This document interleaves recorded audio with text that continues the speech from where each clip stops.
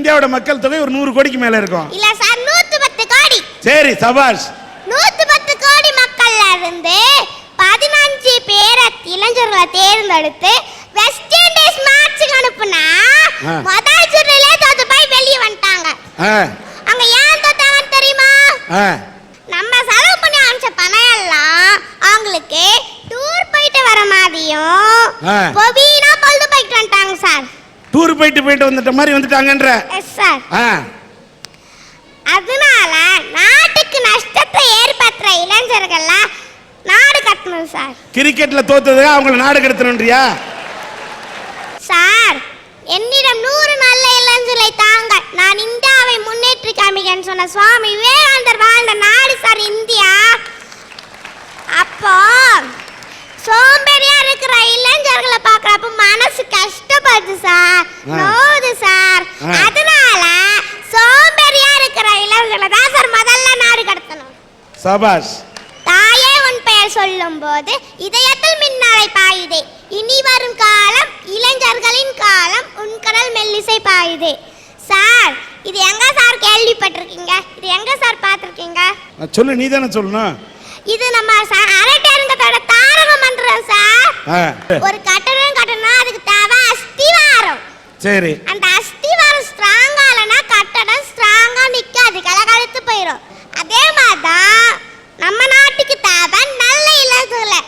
நல்ல இளைஞர்கள் நாடு எப்படி சார் முன்னேறும்? முன்னேறாது. ஒரு மரத்துல என்னன்னு சார் இருக்கும்? ஒரு மரத்துல வந்து கிளை இருக்கும், இலை இருக்கும், பூ இருக்கும், பிஞ்சு இருக்கும், காய் இருக்கும், கனி இருக்கும். அதுல எது சார் அதிகமா இருக்கும்? அதுல இலை தான் அதிகமா இருக்கும். எது சார் கம்மியா இருக்கும்? கனிகள், அதாவது காய்களும் கனிகளும் அது கம்மியா இருக்கும்.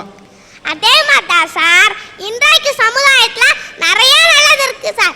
ஆனா அந்த இளைஞர்கள் கண்ணுக்கு பரது என்னன்னா அந்த கெட்டதா சார் இளைஞர் கண்ணுக்கு பருது.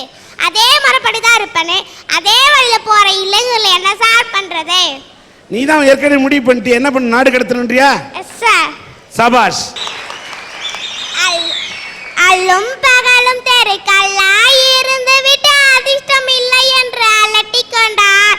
விழித்தோர் எல்லாம் பிழைத்து கண்டார், கரட்டை விட்டோர் எல்லாம் கோட்டை விட்டார். சார், 83 வயசுல தமிழ் இளைஞர் ஒருத்தர் இந்தியாவே கலக்கிட்டு இருக்காரு. அவர் பேர் தெரியுமா சார்? சொல்லு. அவர் தான் சார் நம்ம கலைஞர். சொல்லு. அவர் சந்தர்ப்பம் நம்மளை தேடி வரோம், சந்தர்ப்பம் நம்மளை தேடி வரோன்னு சொல்லிட்டு திருவாரூர்ல இருந்திருந்தாருன்னா இவ்வளவு நேரத்துக்கு அவர் யாருன்னு கூட நம்மளுக்கு தெரிஞ்சிருக்காது சார். சரி. சந்தர்ப்பத்தை தேடி அவர் போனதுனால இந்தியாவே அவர் தேடி போகுது சார். வெரி குட், சபாஷ். ஆளும் வளரணும், அறிவும் வளரணும், அதுதான்டா வளர்ச்சி சார். இந்த காலத்தில் ஆள் மட்டும் வந்துட்டாங்க சார், அறிவு வளரலையே சார். இன்னைக்கு வரைக்கும் முட்டாளா தானே சார் இருக்கிறாங்க. சரி. மூச்சு பண்ணலாம் மனிதன் அல்ல, முயற்சி செய்பவனே மனிதன். மூச்சு விடு இளைஞனே, முயற்சியை விடாதே சார்.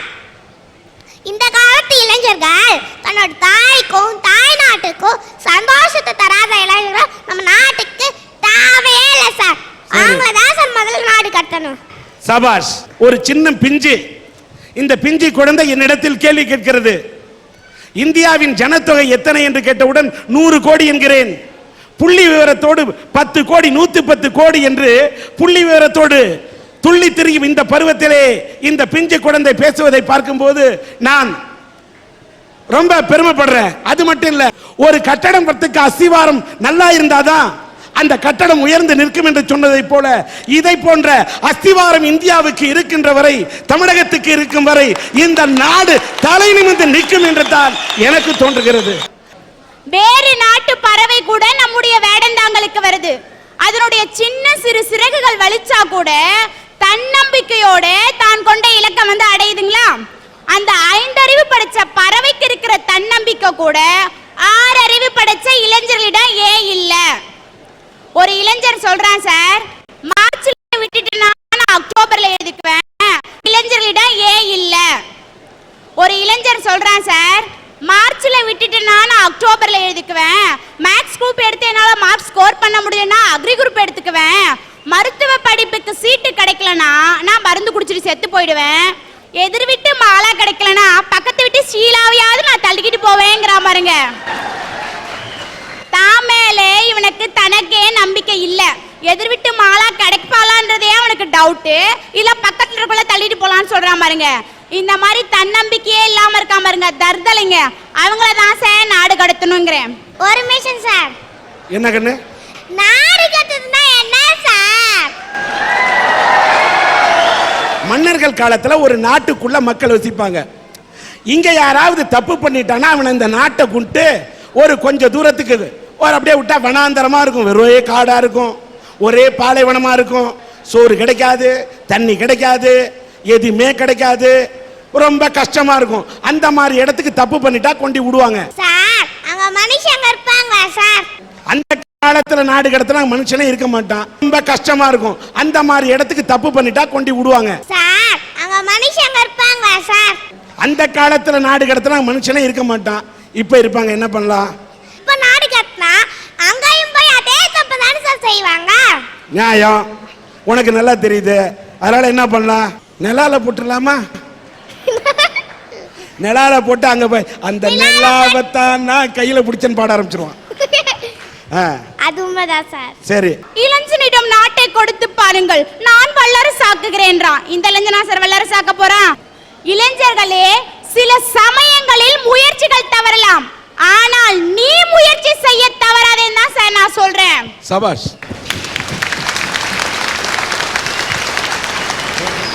நம்ம நாட்டுல நிறைய இளைஞர்கள் படிச்சிட்டு இருக்கான், படிச்சு முடிச்சிருக்கான்.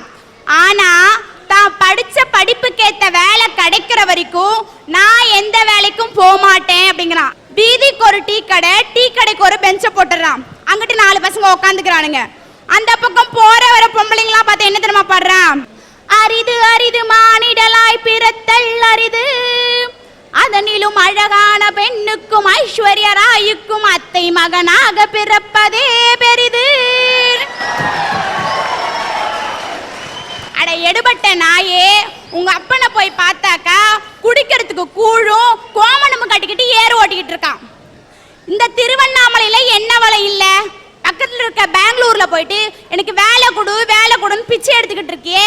இந்த திருவண்ணாமலையில் இருக்க வேலையை ஒழுங்கா செஞ்சா நீ ஏன் அங்க போய் பிச்சை எடுக்க போற? ரசிகர் மன்றம் வைக்கிறதா சொல்லிக்கிட்டு நிறைய இளைஞர்கள் நாசமா போய்கிட்டு இருக்கான். தன்னுடைய தலைவர்களை நெஞ்சில பச்சை குத்தி வச்சுட்டானுங்க. அதுக்கப்புறம் அவங்க படம் போட்ட ஷர்ட்டை போட்டுட்டானுங்க. கொஞ்சம் இப்ப டென்ட் மாறி இருக்கு சார். 60 அடி உயரத்துல கட் அவுட் வச்சு அபிஷேகம் பண்ண ஆரம்பிச்சுட்டான். முதல்ல என்ன பண்ணா? பால் அபிஷேகம் பண்ணான். ரெண்டாவது என்ன அபிஷேகம் பண்ணா? கொஞ்ச நாள்ல காசு அபிஷேகம் பண்ணான். 4 மாசத்துக்கு முன்னாடி நாசமா போன நாய்ங்க பாண்டிச்சேரியில பீர அபிஷேகம் பண்ணுதுங்க சார். இதுங்களெல்லாம் என்ன சார் பண்றது? அவன் ஒவ்வொரு அபிஷேகமா பண்ண பண்ண அவன் வீட்டுல இருக்க அண்டானோ குண்டானோ அடக்கி கடக்கு போயிட்டு இருக்கு. ஒரு நடிகனுடைய ரசிகனாக இருப்பது தவறு என்று நான் சொல்ல மாட்டேன். ஆனால் ரசனை என்பது அண்டானோ குண்டானோ அடக்கி கடக்கு போயிட்டு இருக்கு. ஒரு நடிகனுடைய ரசிகனாக இருப்பது தவறு என்று நான் சொல்ல மாட்டேன். ஆனால் ரசனை என்பது ரசனையோடு இருக்க வேண்டும். எத்தனையோ இளைஞர்கள் ரசிகர் மன்றத்து தோழர்கள் இரத்த தானம் செய்கிறார்கள், ஏழை குழந்தைகளுக்கு உதவுகிறார்கள், வாழ்க்கையிலே பெண்கள் வாழ்க்கை நடத்த வேண்டும் என்று தையலந்திரம் கொடுக்கிறார்கள். ஆனால் கட் அவுட்டுக்கு பாலாபிஷேகம் செய்கிறார்கள் என்று சொன்னால் என்ன பொறுத்த வரைக்கும் அந்த கட் அவுட்டுக்கு பாலாபிஷேகம் பண்றதை விட 4 ஏழை குழந்தை 10 ஏழை குழந்தை பசிச்சுட்டு சோத்துக்கு வழி இல்லாம பாலுக்கு வழி இல்லாம இருந்த அந்த குழந்தைக்கு பாலாபிஷேகம் பண்ண வேண்டும் என்று அந்த இளைஞர்களிடத்தில் அந்த ரசிகரிடத்தில் என் கோரிக்கையை தான் நான் வைப்பேன். ஒரு நடிகருடைய படத்தின் ஒளிநாடா வெளியீடு, அங்க கட் அவுட்டுக்கு பாலாபிஷேகம் செய்கிறார்கள், அந்த புகைப்படத்துக்கு பாலாபிஷேகம் செய்கிறார்கள், சூடம் கொளுத்தி ஆராதனை பண்றாங்க. அந்த புகைப்படத்தில் 4 ரசிகன் இளைஞன் நின்று இருந்தா கூட நான் வேதனைப்பட்டிருக்க மாட்டோமா? பெண்கள் நிற்கிறார்கள், சேலை அணிந்த பெண்கள் நிற்கிறார்கள். ஆண் கெட்டா பரவாயில்லம்மா, ஆண் கெட்டாது இந்த நாட்டை சம்பவமா, ஒரு பெண் கெட்டாது சரித்திரமா. இன்னொன்னு சொல்றேன், 2 ரசிகர் மன்ற 2 நடிகர்களுடைய ரசிகர்கள் ரசிகர் மன்றத்து தோழன் அடிச்சுக்கிட்டான், ஒருத்தனை வெட்டினான். இன்னொரு ரசிகர் மன்ற தலைவர் இன்னொரு நடிகனோட ரசிகனை போய் வெட்டினான். 2 பேரும் செத்து போயிட்டான். அந்த ரசிகர் மன்றத்து தோழனுக்கு அந்த ரசிகர் மன்றத்தின் தலைமையிலிருந்து 10,000 ரூபாய் கொடுக்குறாங்க.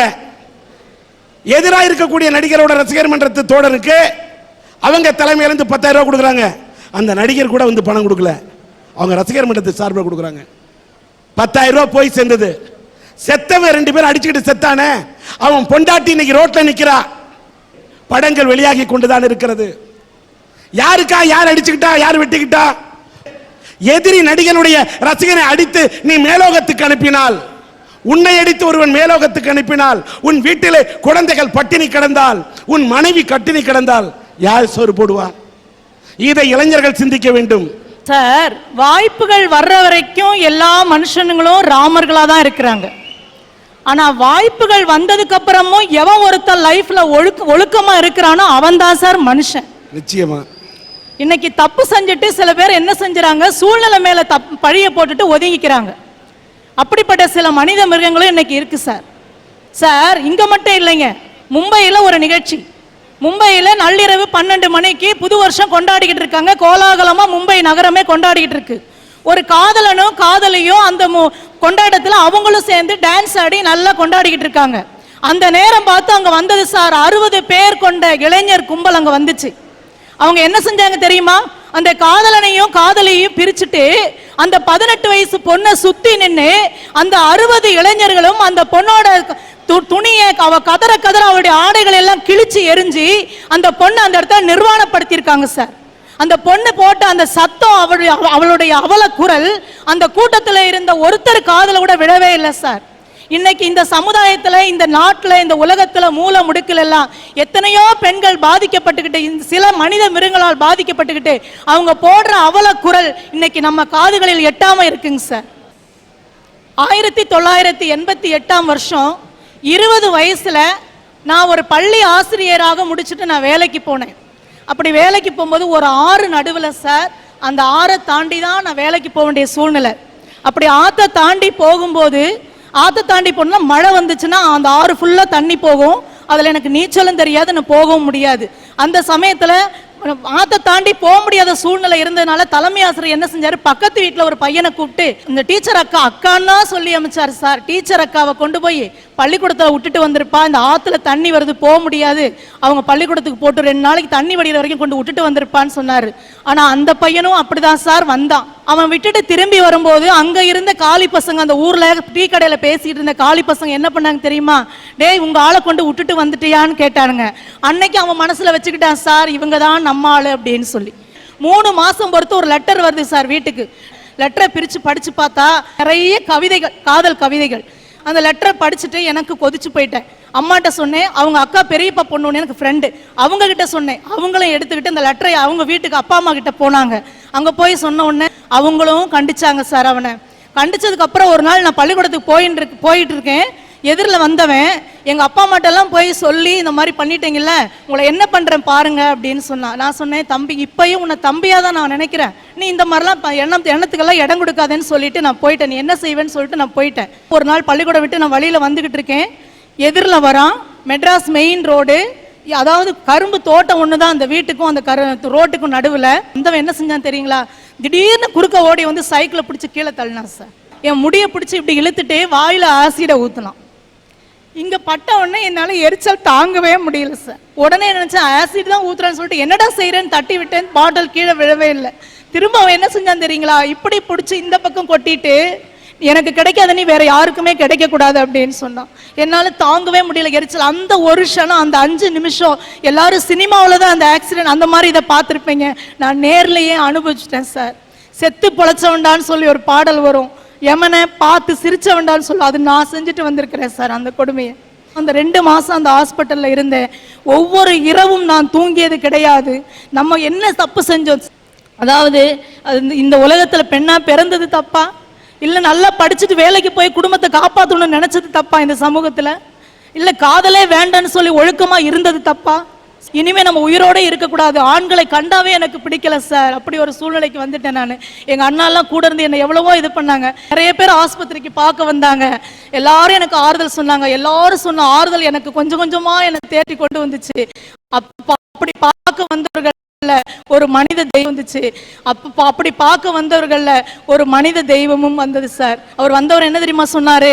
உன்னுடைய உடம்பில் மேல் உள்ள அந்த ஊனம் பெரிதல்ல, உன் மனசுல இருக்கிற அந்த தழும்பை நீ அகற்றிடு, நான் உன்னை நான் கல்யாணம் பண்ணிக்கிறேன் அப்படின்னு சொல்லிட்டு ஒரு மனித தெய்வம் வந்துச்சு சார் எனக்கு.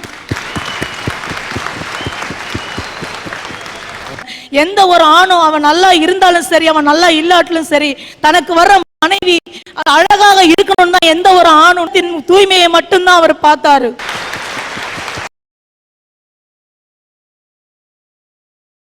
சரி, அவன் நல்லா இல்லாட்டிலும் சரி, தனக்கு வர்ற மனைவி அழகாக இருக்கணும் தான் எந்த ஒரு ஆணும் நினைப்பான். ஆனா என்னுடைய கணவர் என்னுடைய உள்ளத்தின் தூய்மையை மட்டும்தான் அவர் பார்த்தாரு. நான் சில நேரத்தில் வேகமாக பேசுவேன், சில நேரத்தில்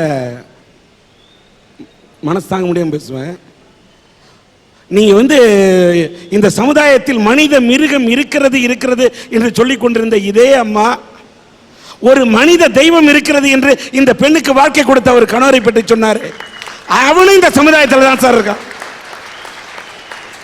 அந்த மனித தெய்வத்தை நான் மேடைக்கு அழைக்கின்றேன்.